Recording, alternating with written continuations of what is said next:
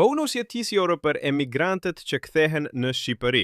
Kryeministri Edi Rama, pas fitores së tij të 4 radhazi në zgjedhjet parlamentare, ka bërë një njoftim me rëndësi të veçantë për të gjithë shqiptarët që jetojnë jashtë vendit. Në një dalje publike, ai ka shpallur një projekt ligj të ri që synon kthimin e emigrantëve në Shqipëri përmes një bonusi prej 10.000 eurosh për çdo person që ka më shumë se 2 vite që qëndron jashtë. Ky veprim i qeverisë synon të nxjisë rikthimin e kapitalit njerëzor dhe të ofrojë një mundësi të re për ata që nuk kanë arritur të realizojnë ëndrat e tyre jashtë vendit. Një nga sfidat më të mëdha me të cilat përballet vendi ynë sot është largimi masiv i të rinjve.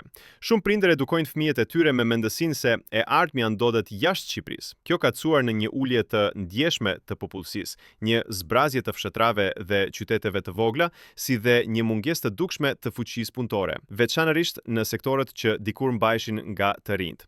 Kjo situatë ka ngritur alarmin për nevojën urgjente të masave konkrete për të ruajtur balancën demografike dhe për të forcuar shtresën aktive të shoqërisë. Kryeministri Rama theksoi se ndonse shumë largohen me synimin për një jetë më të mirë, realiteti shpeshherë është i vështirë dhe jo gjithmonë përputhet me pritshmëritë. Jo të gjithë ja dalin të integrohen, të krijojnë kushte të qëndrueshme jetese apo të arrijnë suksesin e dëshiruar. Për këtë arsye, qeveria shqiptare po hap një derë të re, duke ofruar jo vetëm një ndihmë financiare, por edhe një mesazh besimi. Shqipëria po ndryshon.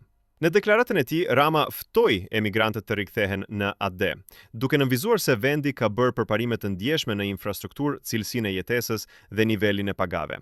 Ai theksoi se Shqipëria e vitit Ilmi Iliezer Penç nuk është më ajo e viteve të kaluara. Me këtë bonus prej 10.000 eurosh, ai synon të lehtësoj procesin e kthimit dhe integrimit të emigrantëve në jetën sociale dhe ekonomike të vendit.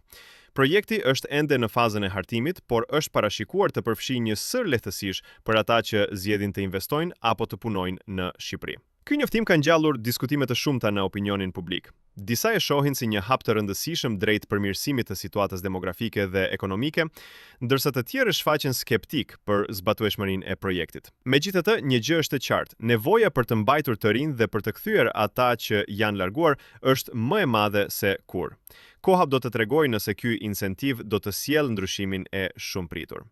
Po ju çfarë mendoni për këtë situatë? Komentoni mendimin tuaj dhe mos harroni të bëni like dhe